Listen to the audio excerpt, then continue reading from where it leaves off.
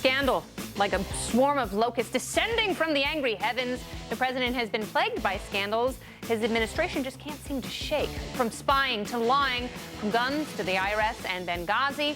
How do these issues rank in terms of their damage to the administration and, worse, to America? Well, we have decided to put together a list of these landmines to see what the president has navigated and which ones will tear apart his legacy and cause the most carnage. He racked them up. We'll count them down.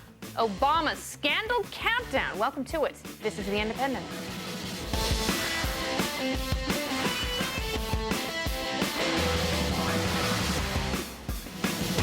Hey there, I'm Kennedy. Thanks so much for joining us at the end of your busy week. I guarantee you this will be relaxing and refreshing. I'm joined by Reason Magazine editor-in-chief Matt Welch and Camille Foster from Free Think Media.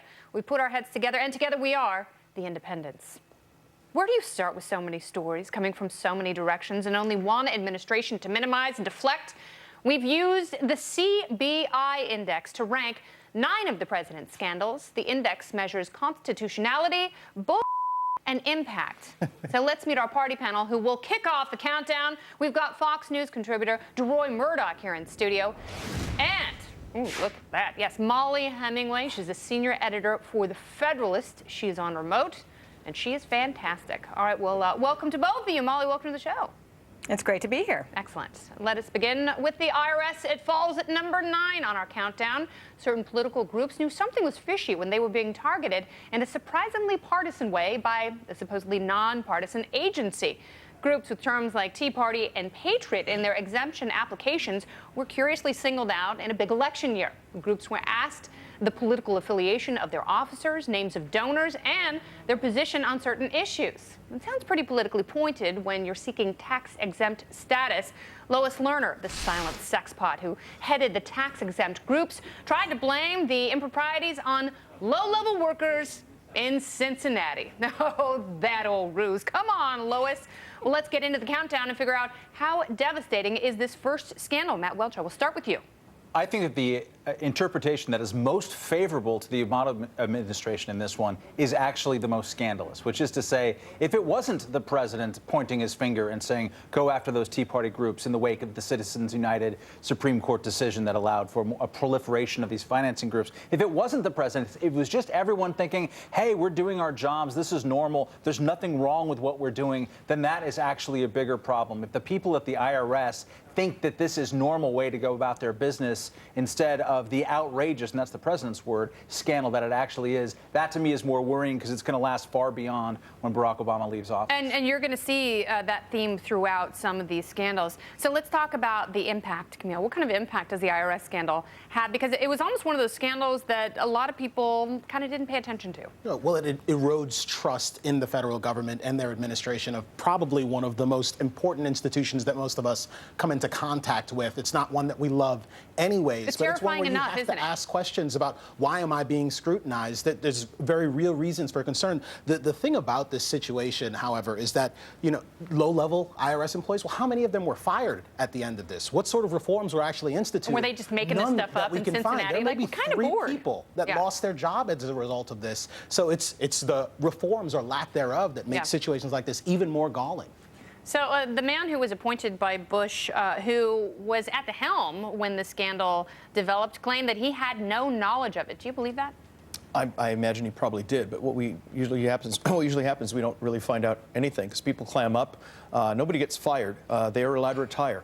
Or you retire early when they were scheduled to retire. Yeah, oh, you're fired. Well, this person was going to have a retirement party the week after anyway. Then we have Lois Lerner, who is the ringleader of this whole thing, evidently, and she wasn't fired. She was put on administrative leave. That means you can keep your $170,000 job without coming to work, and you continue to get your pay while you stay home and watch TV or play tennis or take a nap or whatever it is. Yeah, she's driving a Bentley in Belize, but this scandal really gets under your skin. I mean, this is one does, that because look, I think what we've developed in this country, I call it the United States of Argentina. We don't have barbed wire, we don't have guard dogs, we don't have concentration camps. What we have is a very clear signal from the administration, which is if you speak up, if you get out of line, we're going to come after you. We're going to send the IRS after you, have people have sudden EPA inspections, the OSHA inspectors come in, Department of Labor comes in snooping around, and the message is just don't ask too many questions. Yeah, you can vote if you want, but if you get out of line, we're going to start sending in federal inspectors after you. And it's very intimidating. It's designed to keep people quiet, and that's wrong in this country. All right, well, let's talk to Mollie. Mollie, what do you think? What is the worst part? What's the most egregious egregious part about the IRS scandal?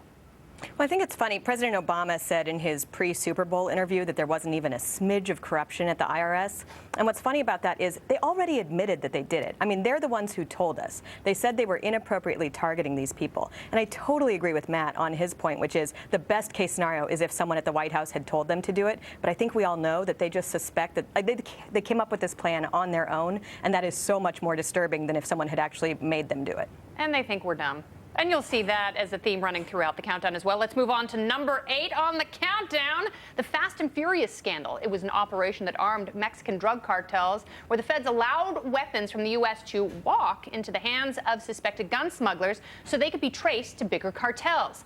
The ATF lost track of hundreds of firearms, many that were linked to crimes, including the fatal shooting of Border Patrol agent Brian Terry, allegedly by illegal aliens armed with at least 2 AK-47 rifles, trafficked by Fast and Furious suspects who had not been arrested by the ATF. Eric Holder came under fire after he told Congress that he first heard of Fast and Furious over the last few weeks. Well, Congress later obtained memos that clearly showed Pinocchio Holder knew of the operation at least a year before he was held in contempt of Congress. Now, how fitting that we have 2 journalists on our panel today. Well, 3, including our illustrious co-host Matt Welch, who's the editor of a magazine, but 2 of our panelists are journalists. And number 7 on the scandal list is the war on journalists. Eric Holder again makes an appearance here, this time by subpoenaing phone records for the Associated Press and naming Fox News reporter James Rosen as a, quote, criminal co-conspirator for a story on North Korea. Rosen's phone calls were tracked and personal emails were probed. So how does this rankle the CBI? This ranks terribly in the CBI, in large part because this is one of many cases in which Obama ran as the other guy. He ran against this sort of Bush-Cheney criminalizing reporting. He just made reporting actually a criminal offense. He subpoenaed all the records of the AP people. They have prosecuted 8 leak cases under the Espionage Act, a terrible law anyway, from 1917. Good Lord. Then up until that point in American history, we've only had 3 prosecutions before. Imagine if George W. Bush had gone after journalists in the same way that Obama has now. Imagine the headlines on that kind of thing. Oh, yeah. And Mollie, I want to ask you, I know that you have covered many of the president's scandals. As a journalist, were you surprised by this? Is there precedent for this kind of snooping and egregiousness? Well, there's always this problem, but it has been particularly bad in this administration. And what I find so interesting about it is the press have been so easy on President Obama. And I don't know if that means that he doesn't respect them and feels like he has greater latitude to do these types of things. But we're talking about more than 100 AP reporters who had their phone records seized. We're talking record-level lawsuits for FOIA claims. Nobody can get their FOIAs answered. It's a serious problem. It's been a serious problem in previous administrations, but it's getting worse. Yeah, no, and that's a good point, because when you file a FOIA claim, it's the Freedom of Information Act, you expect to get the information that you are legally due to read, and this administration has been blocking that like a good goalie. And politicizing it, too. There have been frequent reports about how disproportionately blocking people like the Daily Caller, people on the right side of the political spectrum, when they make their requests. So it's been politicized. This is true of think tanks as well. There's some think tanks, like I think the Competitive Enterprise Institute. They have trouble getting FOIA requests, but the Sierra Club, okay, the documents come right over today. In fact, also what they'll do is the groups on the left don't have to pay for photocopying. The groups on the right have to pay for each page that's copied. And if you're getting thousands of documents, that'll add up very quickly. Yeah. I mean, oh, go ahead. James Risen from the New York Times, not to be confused with James Rosen, but they're both in the crosshairs of this administration. He called the Obama administration the biggest enemy of the free press that we have seen in a generation. Think about that. At a newspaper that's otherwise a little bit sympathetic to the president. Also, what's interesting to me is the way this whole thing was investigated. Obama asked Attorney General Holder to determine if Attorney General Holder did anything wrong in this. And Attorney General Holder determined that Attorney General Holder's behavior was kosher. So I guess everything's okay. It's all above board. No, as long as Holder says it's okay. That's right. I totally trust the guy. Absolutely. And I'm not amazed at all that he's kept his job. As well we all should. Yeah, he's quite impressive. All right, well, Deroy, we will see you again. You're going to paddle with us a little later. At least we will paddle you. And Mollie, thanks so much. I can't wait to have you back on the show for more. Thank you. Excellent. Well, we've got a lot more to come on the presidential scandal countdown, including Judge Napolitano. What will take the #1 spot? Coming up next, bad talking points, the First Amendment under fire, and droning U.S. citizens. What difference does it make? Find out next. If you want to know how to drive your car, if you want to know about the new sex position,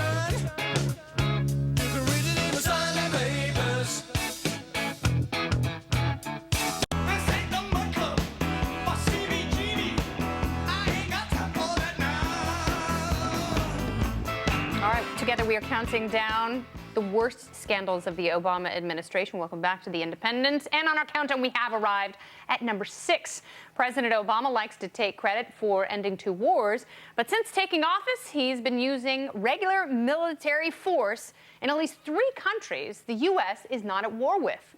Numbers vary on how many people have been killed by drones since Obama took office, and the administration has been deliberately cagey about what constitutes an enemy combatant, how they determine if someone is an imminent threat, or even when it's okay to kill American citizens abroad. We're not quite sure. There's little congressional oversight, and some think that for every bad guy we pop in Yemen, we create 20 more. The president's supporters say drones are better than boots on the ground, but is that a false choice? Benghazi. That actually takes the 5th spot on our countdown. What started as a plea for more security and a dangerous diplomatic post ended in bloodshed and death. Was the cover-up worse than the crime? What difference does it make? The fact is, we had 4 dead Americans. Was it because of a protest, or was it because of guys out for a walk one night who decided they'd go kill some Americans? What difference at this point does it make? You know what difference it makes? It was neither of those choices. Oh, but you had such a hard time with your dad. All right, Lieutenant Colonel and Fox News strategic analyst Ralph Peters is with us. He has broken Benghazi down into 3 parts. And Lieutenant Colonel Peters, welcome back to The Independent. Hey, great to speak to you again, Kennedy. Wonderful. Well, let's start with the first part, the plea for better security. What went wrong? Well, again, it was 3 parts. And the first part was the buildup to that anniversary of September 11th, when our military actually offered the State Department more Marines and soldiers for security in Libya, and the State Department turned them down, preferring to entrust the safety of our diplomats and other personnel to local militias. Just absolutely stunning, and an example of the anti-military feeling that prevails at the State Department. But that was actually the least of the 3 parts. And what's part number 2 for you? Well, part number 2 is the actual event itself, when we did not do everything we could to help the besieged diplomats and personnel in Benghazi. Now, you can argue in retrospect whether or not we could have gotten there in time. That is not the point. When Americans are under attack anywhere in the world, you do every doggone thing you can to save them, and we didn't. The Obama administration sat on its hands wondering how to spin the story. And the third part of your breakdown, of course, is the cover-up. And that's what we've taken issue with here, maybe for other reasons. But what did you think was the worst aspect of that cover-up? Well, the worst aspect wasn't actually the lie about it being caused by a video. That was an example of an administration in an absolute panic mode because the president was campaigning. He just said he defeated al-Qaeda. Islamist terrorism wasn't there. The real tragedy and travesty was they stuck to the story. They just couldn't admit they'd screwed up. They couldn't admit they'd made a mistake. And so even now, today, you've got people in the administration insisting that there's no scandal here. When the president and all the president's men and women consciously and knowingly lied to the American people and sustained that lie without national security purposes and reasons, that is a genuine scandal and a betrayal of trust on a fundamental level. Ralph, the content of the lie is pretty interesting, too. The fact that it was about a video and to our lights here, you're basically throwing free speech under the bus. You were giving a heckler's veto preemptively to people who would want to freak out and target Americans and sort of ennobling those ignoble claims. Does that worry you, the fact that it was a First Amendment activity that was blamed directly for this? Well, certainly that's a part of it, but with so many of these scandals, there's layer upon layer. I mean, let me make it clear, I'm not a Republican. There are domestic issues on which I agree with the Obama administration, ranging from the environment to women's rights. But the fundamental duty of a commander-in-chief is to protect America and Americans. And that is where this administration is a comprehensive and, I fear, catastrophic failure. So yes, the abuse of the First Amendment, riding roughshod over free speech, pretending it's a video when they knew it wasn't. Again, a fundamental problem with this administration is everything is political. Everything is spin. And Obama has forgotten why we have presidents. And by the way, why we also have a Congress and Supreme Court. All right, so let me ask you, we have about 10 seconds left. How far-reaching will this scandal be, and will it tank Hillary's presidential run? Well, it's going to impair her run somewhat. It won't stop her. And on her book tour right now, Kennedy, you've probably heard it, she's comparing her involvement to Ronald Reagan's in the Beirut embassy bombing 3 decades ago. Well, you know what? Reagan, there's more bloodshed in Beirut, but President Reagan didn't lie about it. Very good. Ralph Peters, thank you so much for helping us out with the countdown. Thank you.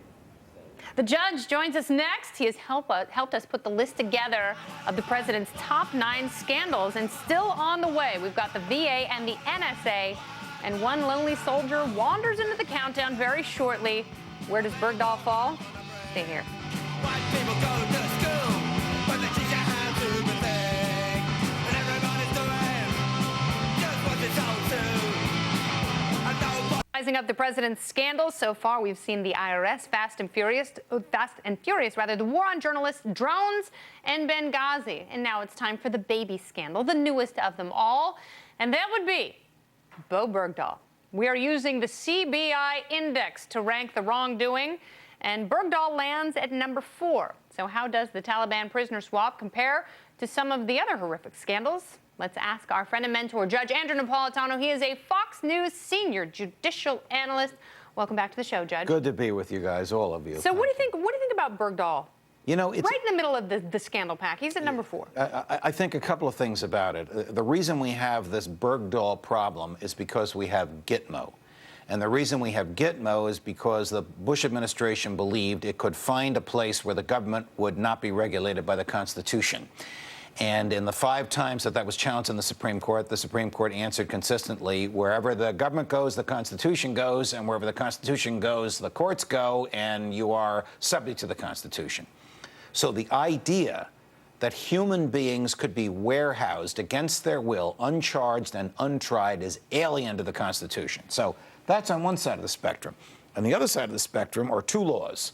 One which says you cannot provide material assistance to a terrorist organization, and the other says, you, President of the United States, want to release people from Guantanamo, you have to give notice to the Congress. Not public notice, not everybody in the Congress, but notice to the Congress. All those things came together in the confluence of the Bergdahl situation. Which comes right on the heels of the VA scandal, by the way. I mean, This is a brand new scandal that I think the president was going to make him seem somewhat heroic, but you're saying that, not only are there constitutional problems with Gitmo, but in the Bergdahl swap itself with the laws that were violated. Yes, and the Bergdahl scandal, if you will, was timed by the president, in my opinion, to get the VA scandal off the front pages. He didn't time the VA scandal. The VA scandal has been going on since Eisenhower was president.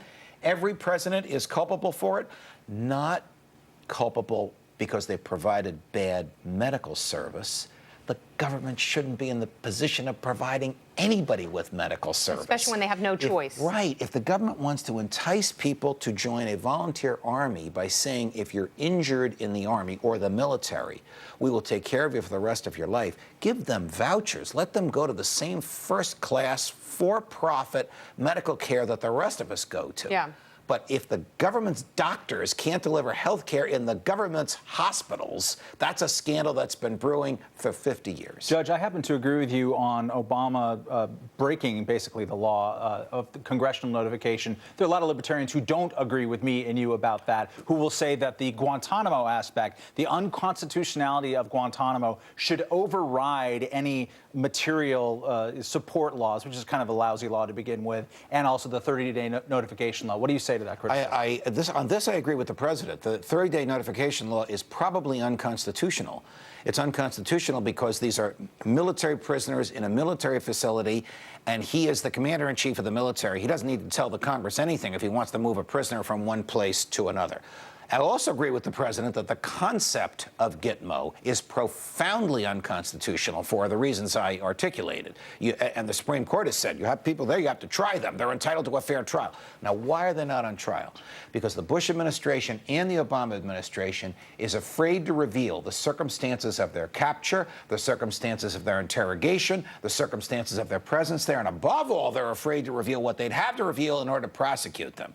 If you can't prosecute, then you shouldn't arrest. Do you But they disagree? don't follow that rule because when they were arrested, they thought that Gitmo would be this place free from the Constitution. And do you disagree with Ralph Peters' assessment that the job of the president is to keep people safe? I profoundly disagree with that assessment. Read the presidential oath, which is the only oath of office set forth in the Constitution. The job of the president is to enforce the Constitution. That means to keep us free and to keep us safe. If they keep us safe but unfree, as these two presidents, George W. Bush and Barack Obama, have attempted to do, they're not doing their jobs. All right, well, we have a lot more to get to with you. The judge is coming back to reveal the #1 Obama scandal. And next, get your paddles ready and play along. Name That Scandal is next. Stay with us. Pink eyes look into the fruit of the ages. She's alone. We really need to have an independence dance party. Absolutely, and welcome to it. We are in the middle of the countdown, counting down President Obama's scandals. And there are some doozies on the list, believe me, sister. But why should the current president have all the fun? Presidential scandals go back to the dawn of the Republic, and there are so many modern scandals, we thought we'd go back to at least the Nixon administration to find a few. Let's meet our players. We're going to play again. We've got Deroy Murdock. He is back. And Ashley Webster. He's a Fox Business reporter and quite a gentleman. He joins us to play Name That Scandal. Are you gentlemen ready? Ready? All right. Bring it on. I feel very good 4 about on this 1. I like my odds, although I'm not playing. Okay, #1. Who said, "I was not lying. I said things that later on seemed to be untrue"? Was it Bill Clinton about Monica Lewinsky, Lyndon Johnson on the Gulf of Tonkin incident, or Richard Nixon on Watergate? Ooh. Matt and Ashley, you are on the board with one apiece. It was Richard Nixon on Watergate. By the way, I said we were only going back to the Nixon administration. Really, we're going back to Johnson. Johnson was And you know what, part of on the Nixon show, we're administration. always going back to Johnson, and I apologize for that. #2. That's funny because it's true. That's the only reason it's funny, sadly. #2, who said, quote, "I am deeply concerned that my brother has received funds from Libya and that he may be under obligation to Libya"? Was it A, Jimmy Carter on Billygate, B, George W. Bush on Neil Bush, or C, Bill Clinton on Roger Clinton? Ooh, I'm gonna go with. Everyone's got it right. Ashley and Matt, you are still tied with 2 each. Deroy and Camille, you've got 1. Well done, everyone. #3, who said, and this is a long one, the good news is, and it's hard for some to see it now, that out of this chaos is going to come a fantastic Gulf Coast like it was before. Out of the rubbles of Trent Lott's house, he lost his entire house. There's going to be a fantastic house. Was it A, George W. Bush on Katrina, B, Obama on the BP oil spill, or C, George H.W. Bush on Hurricane Andrew? Ooh, it'd be awesome if I'm it gonna was have to go with A. Andrew. But You're going with B? what was B? I'm sorry? I went with the George W. Where's the... No, that's A. I'm not trying to give you the answer, but I'm just shocked that you... I love it though. You helped him. It is A. It's George I W. was Bush. gonna overtake It's such a him. great... I know. You're absolutely right, Camille. You know, I'm going to give you an extra point for that, Camille. I'm going to give you an extra point. Yeah, I'm in the So, lead. yeah. Well, no, Well, you're no, not. I'm Ashley's tied. in the lead. Yeah. You and Deroy are tied with 2. You've got 2. Well, no, I've got it was just 3 an now. If I error. get an extra point, I get 3, but it's fine. All right, okay, fine. It's got Continue. 3. Good. I'll let you and Webster shirtless wrestle with these. All right? #4, we're playing Name That Scandal. Hopefully you're playing along at home. I can see you. Thank you, NSA. Who said, quote, "I apologize for lying to you. I promise I won't deceive you except in matters of this sort"? Was it... Wow. That's good, right? Was it A, Vice President Walter Mondale? No, Fritz. B, then Vice President Lyndon Johnson, or C, Vice President Spiro Agnew? Oh, I think I'll go with. Then everyone but Camille got it right. No. The build-up. Good old Agnew. I didn't know. I think Ashley, you're Has still to be Agnew, something. didn't it? Yeah, Yeah. All right, very good. Ashley, you are Spiro Agnew. ruling this game. You are a presidential scholar, top dollar. It's embarrassing right now. A scandalologist. Yes. And are you talking a little trash? Like, it's embarrassing, boys. That is embarrassing. Pony up. Bring it on. Do Come you think on. I'm giving him All right.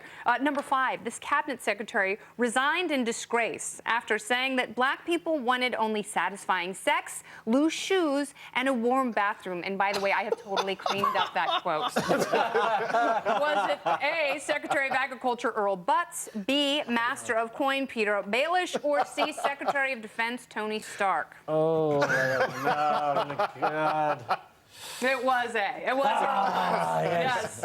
Because his name is Peter Butz. Baelish is a member of the small council on Game of Thrones. Yes. And Tony Stark, of course, is Iron Man. But he becomes Secretary of Defense. And you did clean that up, by the way. In Iron Man issue number 78. Ah. Thank you for that, Andrew Heaton. All right, number 6. Who claimed he couldn't remember key parts of a meeting because he used the bathroom frequently from drinking iced tea? Was it A, Vice President Al Gore, B, President Jimmy Carter, or C, White House Chief of Staff Rahm Emanuel? God, I have no clue. And finally, he fumbles. Yes. No, Deroy and Matt, you guys got it right. I was gonna go with It was A. Vice President Al Gore. Al Gore. Because he's from the South. He drinks iced tea. A lot of iced tea. All right, hold And please. it I made have him to. a I have to consult with the secret Independence Control Room Council. Beep, boop, beep, boop, boop, beep, boop. Oh my gosh, Matt Welch, you won! Oh. You did it. I don't know. Do you study? Was it because I gave you that one? Should we have a tiebreaker for you and Ashley because we have a you're so tiebreaker? close? Let's do a tiebreaker. Which treasurer was sent to prison for tax evasion? U.S. treasurer. Was it A, Jed Bartlett of the Nixon administration, B, Mon Mothma of the Carter administration, or C, Catalina Villalpando of the George H.W. Bush administration? I just want to make sure I don't pick the fictional one. No, Mon Mothma was chief of state of the New Republic in Star Wars. So yeah! And the answer was C, Catalina Villalpando. Neither of you got it right, which means, Matt, you are officially Well, Matt.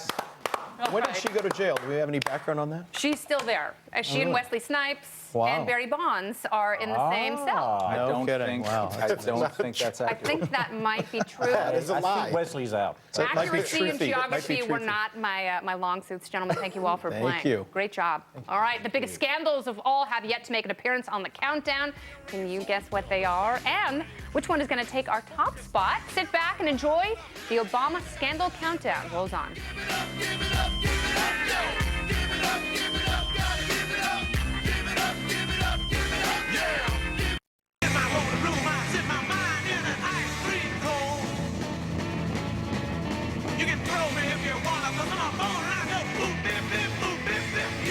Welcome back to The Independence, where tonight we are counting down the scandals of the Obama administration. Number 3 on our list started under George W. Bush when he was presiding over 2 foreign wars. Veterans waited unacceptably long periods of time to receive care. In 2008, candidate Barack Obama took note of this national shame and promised to build a 21st century VA.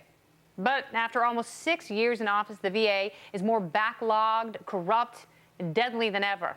Obama's recently resigned Secretary of Veterans Affairs, Eric Shinseki, presided over a VA where officials falsified records to make it seem as though thousands of injured vets were getting the care they needed rather than desperately waiting in limbo for months to see a doctor.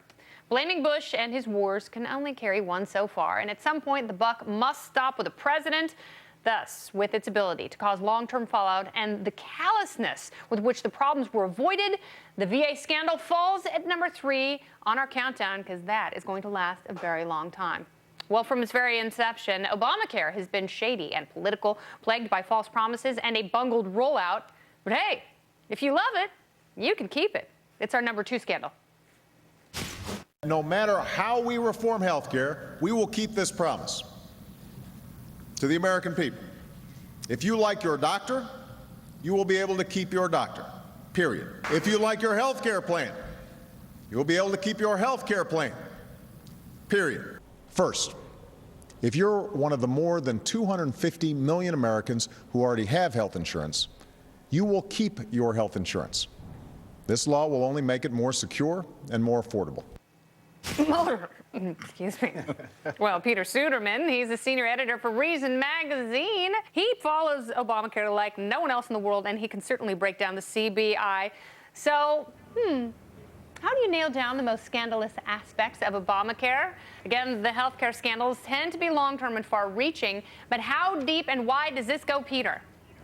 It's very deep. It's very wide. It's something that has been with Obama since before his presidency started, because that's when he started talking about reforming the healthcare system. And when he was running for president in 2008, he was making promises that about how he would reform the system. Promises, we just heard some of them, and so many of those promises have been broken at this point. And that is probably the biggest part of the Obamacare scandal, is that Obama made so many promises over and over again. He made them unequivocally. If you like your health care plan, you can keep it, period. Not if you like it, you can probably keep it, maybe in some cases. If you like it, you can keep it, period. And we now know that that is not true for millions of people. And what about the constitutionality of Obamacare? I know that it was strangely born into being through a lot of sleight of hand in Congress, but is it unconstitutional? So the constitutionality at this point, there's still some lawsuits that are going through the system, and there's still some people who are challenging it. The biggest point of contention was the individual mandate, and the Supreme Court ruled that the individual mandate is in fact constitutional. What was funny was that the Supreme Court ruled that it was constitutional not the way that most people thought they would rule it was constitutional, as a valid exercise of the Commerce Clause, but instead as a tax, which is what the Obama administration promised several times it wasn't. They would say, no, it's not a tax. It's not a tax. It can't possibly be a tax. And then they went to the Supreme Court, and through the court system, they said, well, it's not really a tax. Instead, it's something else. It's just a way of shifting around stuff in the system. And then, of course, the Supreme Court says, well, it's okay if we call it a tax. And so now the Obama administration is kind of stuck with something that the Supreme Court decided was a tax for them. Well, Suderman, there's another aspect to this. Let's jump ahead to the implementation and the fact that then they tried to build these websites.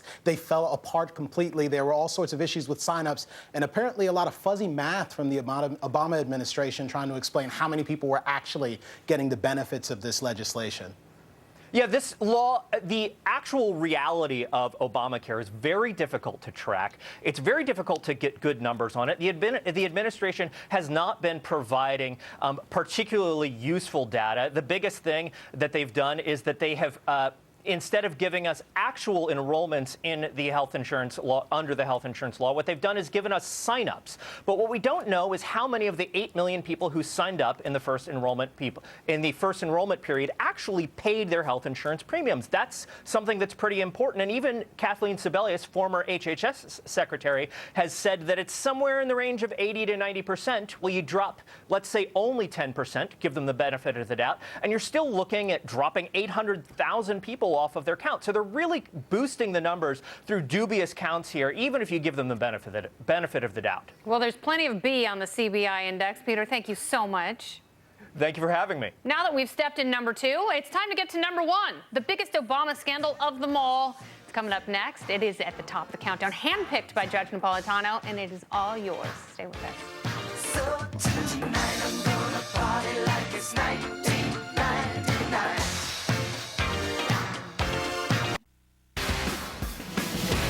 Welcome back to The Independent. It is the Obama scandal countdown, and the number 1 scandal, the worst of them all. It involves a young National Security Agency analyst whose glimpse behind the security curtain turned him into the most famous whistleblower in the world. His document grab terrified the government, who's had to come clean about a number of secret spying programs. But first, they had to lie about what they knew he knew. Does the NSA collect any type of data at all on millions or hundreds of millions of Americans? No, sir. It does not. Not wittingly. My God. Judge Andrew Napolitano is back. He has helped us pick the number 1 scandal, and of course, it's the NSA. I am sorry to laugh at that. I laugh because when you're on the bench, you're sort of trained to try and assess people who are lying. I mean, that is just a classic. What are some of the signs? What are you looking for? Classic case. The shifty eyes, the hand trying to sort of insulate himself from the eye contact with the senator, who he knew what the answer was because he had briefed that senator, Ron Wyden, in private. And to make matters even worse, the day after that was taped, Senator Wyden gave him a chance to change his testimony, and he declined to do so. And what is the defense to the perjury charge? I work for the government. You know what? That's not a defense to the crime of perjury. And there are many, many more of these. One of my favorites is General Alexander, recently retired head of the NSA, who was asked by Mike Rogers, former FBI agent, chairman of the House Intelligence Committee. General, some people say that the NSA has the ability to listen to everybody's phone calls. Is that true? No, Congressman, we don't have that authority.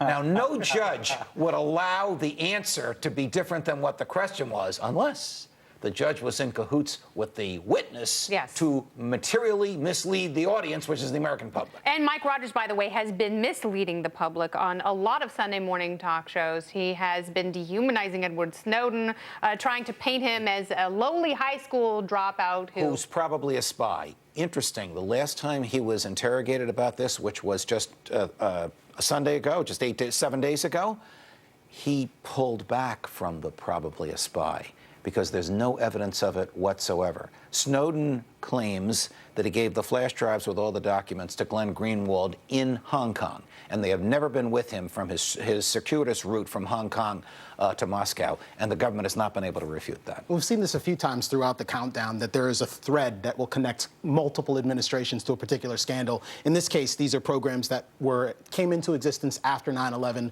Bush administration had them there. The president ran against these programs in the abstract. Yes. The current president ran against these programs and instead ended up being a guy who expanded them, who built upon them, who said absolutely nothing while they were going on. And when the revelations came out, he assured us that everything was fine and that everything was above board. That proves not to be the case. There's a couple levels of scandals here. There's not only the blatant violation of basic Fourth Amendment rights by issuing general warrants. A general warrant is a piece of paper that basically says, admit the bearer to wherever he wants to go to search for whatever he wants. The whole reason we have the Fourth Amendment is to prohibit general warrants by requiring specificity. The Fourth Amendment requires probable cause and particularly describing the place to be searched or the person to be seized. So you can't go to a judge under the Fourth Amendment saying, give me a search warrant for all telephones in the 212 area code, which is what they do. It's what the FISA court gives them. You have to go and say, here's the evidence we have against this person. Give us a search warrant to listen to this person's phone calls. The other level of scandal here is the Bush administration and the New York Times, because George W. Bush's use of the NSA was discovered by the New York Times before the election of 2004. John Kerry should hate the New York Times for this, because the Bush administration persuaded the New York Times to sit on it for a year. It was exposed December 2005. They learned about it October 2004. There might have been a different president elected in 2004 had the Times revealed this illegal behavior on the part of George W. And by the way, not the only time the New York Times has been irresponsible about the NSA. They said that, Snowden's computer was drained by the Chinese government when he was in Hong Kong. There's zero evidence of that. There's zero evidence of that whatsoever. I commend Glenn Greenwald's book. There's a heart-pounding scene in there where they're all looking at their computers, and Snowden, who's a bit of a nerd, looks up from the computer and says, hey guys, by the way, there's a CIA facility just a couple blocks from here, and it's filled with paid killers.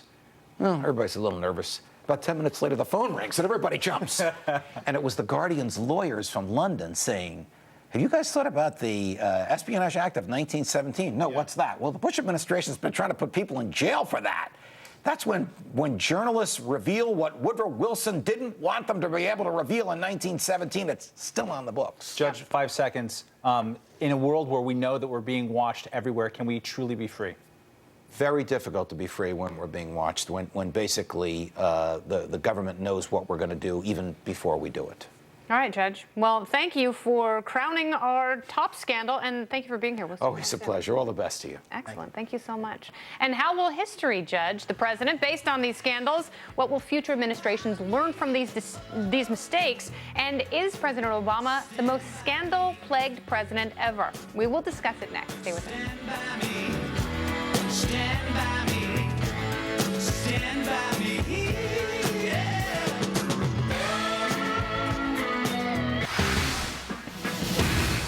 Oh, welcome back, you. You have seen our Obama scandal countdown. We started with the IRS at number 9 and ended up all the way with the NSA at number 1. Presidential scandals are as American as apple pie, but is POTUS number 44 the scandaliest of them all?